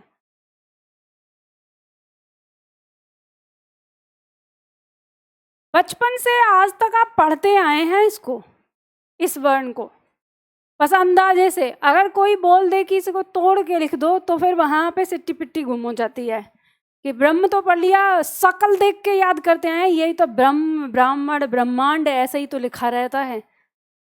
तो बहुत सारी चीज़ें ऐसी होती हैं आपने बचपन में रटी हैं और आपको रटाई गई हैं, और होता भी ऐसे है, जब हम छोटे होते हैं ना, बहुत छोटे, तो हमें बहुत सारी बातें बताई नहीं जाती हैं, क्योंकि क्यों नहीं बताई जाती, कि हम बिगड़ जाएंगे इसलिए, हम छोटे होते हैं, हमारी बुद्धि उतनी स्तर की नहीं है कि अभी हम उन चीज़ों को समझ पाए, है ना। जैसे होता है, मान लो आप छोटे थे, 2-2.5 साल के थे, अब आपका छोटा भाई आ गया, अब आपको एकदम, आप सो के उठे, आपने देखा मम्मी की गोद में ये कोई और है, मतलब अभी तक तो मैं था और अभी कोई और आ गया, तो फिर पूछते हैं ये कहाँ से आ गया, तो मम्मी कहती है बेटा परी आई थी, तेरे लिए दे के गई है खिलौना, तो आप मान लेते हैं हाँ परी आई थी, लेकिन ये आपको बड़े होके पता चलता है कौन सी परी आई थी, है ना। तो ऐसे ही है, यहाँ पे कुछ चीज़ें जो आपको पढ़ाई गई, कि छोटा अ बड़ा आ ऐसे करके आपको समझाया गया, तो तब आपका स्तर ऐसा ही था। एक छात्र ने प्रश्न किया था कल, कि मैम किताबों में, छोटे बच्चों की किताबों में सदैव ये ऐसे लिखे रहते, इनके नीचे हल तो लिखा नहीं होता, ऐसा क्यों नहीं दिया जाता? तो इसलिए कि अगर इनके नीचे हल लगा के अगर बच्चों को पढ़ाया जाए, छोटे बच्चों को, तो उनकी बुद्धि का स्तर इतना नहीं है कि वो उसे समझ पाए, अभी तो उनको सिर्फ उच्चारण और लेखन सिखाया जाएगा, ये व्यंजन कैसे बोला जा रहा है, हल लगा हुआ व्यंजन क्या है, ये सारी चीज़ें उनको जब वो 6 के आगे आएंगे तब उनको समझाया जाएगा। अभी 5th क्लास तक बच्चा बस इतना ही है जिसको ये बताया जाए कि छोटे भाई को परी दे के गई है, उसे उतना ही समझाना है, नहीं तो फिर उसे समझ नहीं आएगा। अब छोटा बच्चा रात में कहता है मैं जब रात को सोया था तो ये चंदा मामा इधर था, अब मैं सुबह उठा हूँ तो ये चंदा मामा इधर है, तो कौन चल रहा है? चंदा मामा चल रहा है, ठीक है, तो हम कहते हैं चंदा मामा चल रहा है। ऐसे ही सूरज चाचू सुबह में तो यहाँ थे, रात को यहाँ आ गए, तो ये चल रहे हैं, अब पता तो है चल तो हम रहे हैं, वो नहीं चल रहे, वो तो सूरज तो एक ही जगह है, तो हम बच्चे को बोलते हैं हाँ ये ना चल के रात में पहरेदारी करता है ऐसे, तब हम उनको ऐसी बातें समझाते हैं। तो आपको भी याद होंगी अपनी बचपन की कुछ बातें जो आपको समझाई गई होंगी कि कैसे करना है, तो आज आपको हंसी आती है, आज आपको किसी ने बताया नहीं, आपको अपने आप समझ में आ गया चीज़ों का। तो वैसे ही कुछ बातें होती हैं जो बच्चों को नहीं समझाई गई, दरअसल ये बात पढ़ने की आपकी अभी की है, जब इसमें, या फिर कहें कि सही स्तर जो होता है इसका 9th क्लास से होता है, पर 9th से लेकर 12th तक तो हमें हिंदी पढ़ाई ही नहीं जाती ढंग से, तो वहाँ फिर गड़बड़ हो जाती है। तो बात समझ में आ गई ना आपको? इस तरह से हमने लिखा। अब शब्द लिख लो, एक शब्द होता है आपका आह्लाद,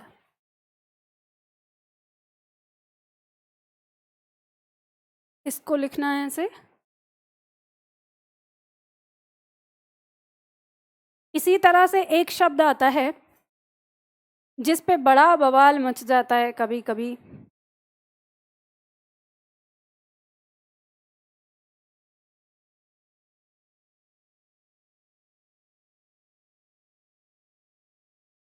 इसी में एक शब्द होता है, बताओ ये क्या है? चिन्ह है या चिन्ह है? चिन्ह है, चिन्ह तो ये है, ठीक है। तो हमारा क्या होता है, हम बोलते हैं चिन्ह और लिखते हैं चिन्ह, हमें ये बताया गया है। याद रखना ये आपका तत्सम हो गया, ये इसका तद्भव रूप हो गया, दोनों सही हैं ये, ठीक है। लेकिन आपकी परीक्षा में अगर विकल्प में दोनों आ गए तो आपको यही लगाना होगा सही, ठीक है। इसे लेखन में हम दोनों लिख सकते हैं, जो बोलना है वही आप लिख सकते हैं, ठीक है। इसके बाद अगला पॉइंट आता है आपका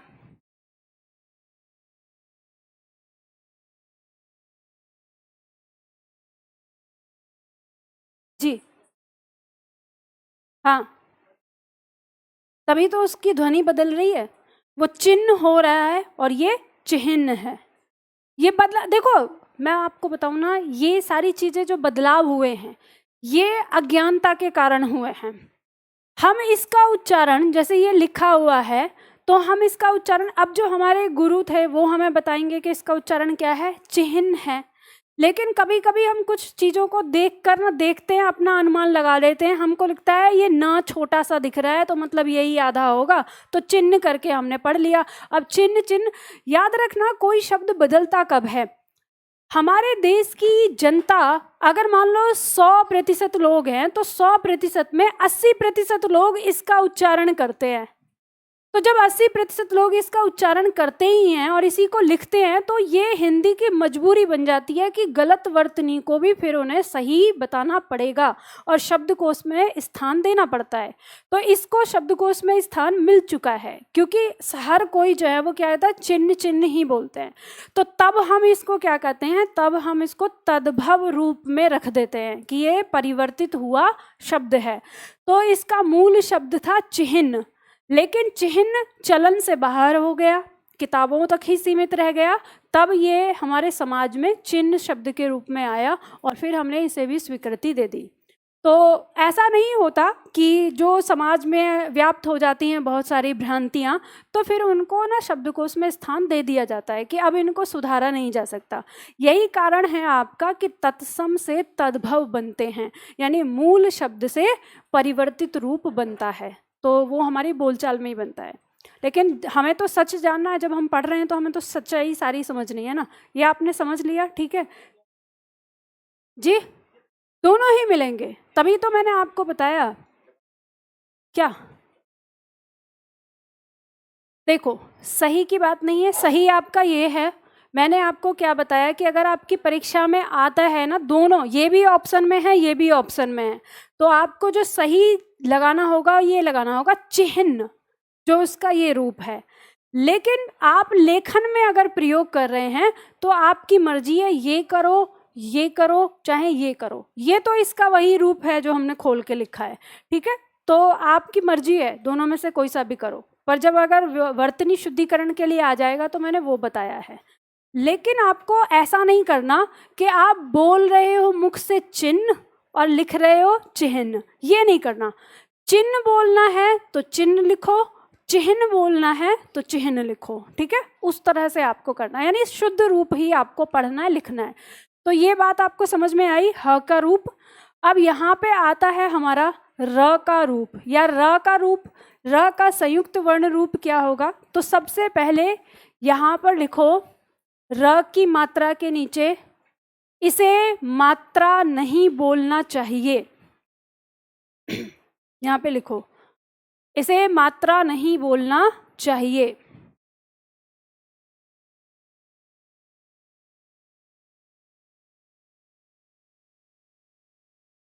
इसे मात्रा नहीं बोलना चाहिए।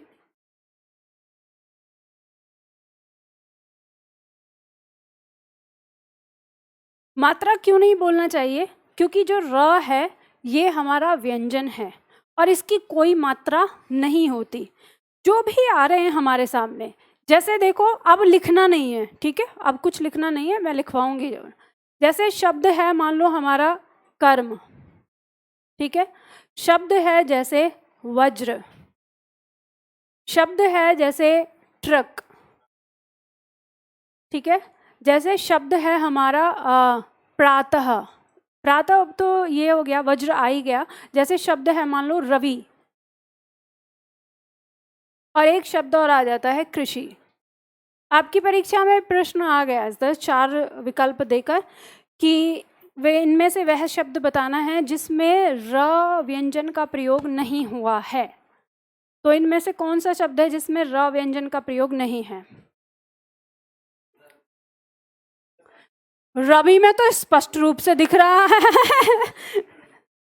र की बात कर रही हूं मैं, र वर्ण की, इसकी।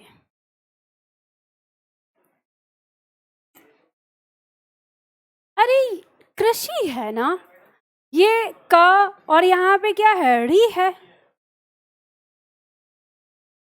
इसमें कौन सी बात है? ये प्रश्न 2 तरह से आया आपकी परीक्षा में, शायद वीडियो के एग्जाम में था ये प्रश्न, कि या एसआई में था शायद 2017 वाले में, एग्जैक्ट मुझे याद नहीं है। उसमें प्रश्न ऐसे दिए थे 4 वर्ण देके, एक सेट में था कि इनमें से वह शब्द बताओ जिसमें र व्यंजन का प्रयोग नहीं हुआ है, और दूसरे सेट में ऐसे ही ऑप्शन दिए थे और उसमें पूछा था इनमें से वह शब्द बताओ जिसमें री स्वर का प्रयोग हुआ है। तो उत्तर तो दोनों ही स्थिति में एक ही आएगा, ठीक है। तो इस तरह से आपका प्रश्न आया था। तो अब जैसे मान लो जिन छात्रों ने इसको विस्तार से पढ़ा है और वर्णों को समझा है तो बहुत आसानी से देखते ही संभाल देंगे। लेकिन मान लो कि अगर छात्र ऐसा है जो उच्चारण पे आए तो वो देखेगा कर्म र आ रहा है, वज्र र आ रहा है, ट्रक इसमें भी र आ रहा है, रवि र आ रहा है, कृषि इसमें भी र आ रहा है, प्रश्न गलत है। या फिर अक्कड़ बक्कड़ बम्बे वो 80-90 पूरे सो जो होगा वो लगा देंगे, है ना, ऐसे आ जाएगा। तो आपको समझना है, आपको पता चल गया ये क है तो र से तो ये निकल गया, ये तो हमें समझ में आ गया इसमें क्या है। अब ये आते ही यहाँ पे हमारे सामने 4 रूप दिए, तो ये इसका अपना वास्तविक रूप है। ये यहाँ पे आया, ये कौन सा रूप है, ये कौन सा रूप है, और ये कौन सा रूप है, और इनमें सब में आपका र ही है। यहाँ भी र है, यहाँ भी र है, और यहाँ भी र है, ठीक है, और ये तो र है ही। तो ये र व्यंजन है आपका, र की कोई मात्रा नहीं है, तो इसलिए हम मात्रा नहीं कह सकते, ये गलत होता है मात्रा कहना। इसको हम क्या कहेंगे, र का संयुक्त वर्ण रूप कहते हैं जब भी आएगा। तो ये आपके सामने है। अगर आपका दिमाग चाचा चौधरी से तेज चलता है तो मैंने यहाँ पे हिंट आपको लिख दी है। ये शब्द हो, ये शब्द हो, या ये शब्द हो, इन सारे शब्दों में र पूरा है। ये वो र है जो पूर्ण अवस्था में आया है, ठीक है। और यहाँ जो ये र आया है ये आधा है।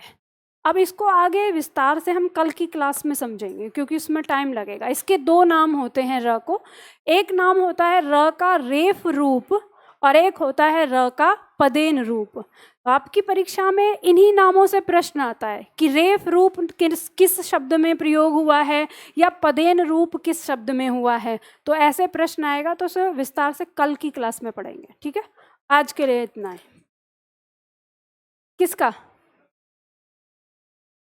आंसर? ये तो सारे ही ठीक है। आंसर तो मैंने मिटा दिया ना, कृषि था ना, जो पूछा था वो कृषि था। अब हम यहीं से शुरू करेंगे कल। हाँ जी, हाँ जी, कोआ में क्या? हाँ ले, उसमें आ के ऊपर टूटेगी ना, आ लगेगा ना। हाँ जी बिल्कुल टूटेगी। आप लिख रहे हो कोआ, तो ये लिख रहे हो ना, तो आ पे तो सिरोरेखा आपकी टूटती ही है, ठीक है। खुश रहो, खुश रहो। और इसमें देखो आ मैंने बोला है तो इसमें देखो कौन कौन सा वर्ण आता है आपका। ए आ गया, आ गया, ओ आ गया, इसका वास्तविक रूप भी आ गया, ठीक है, आऊ का वास्तविक रूप भी आ गया। तो ये चारों ही आ गए। ये नहीं है कि केवल एक अ की बात कर रहे हो आप, इसमें चारों आ गए। अगर ये वास्तविक रूप में आएंगे ना बीच में तो आपको ऐसे ही लिखना पड़ेगा। जैसे मान लो शब्द लिखते हो ना आप, बताओ, तो आप यहाँ पे ऐसे ही लिखोगे ना।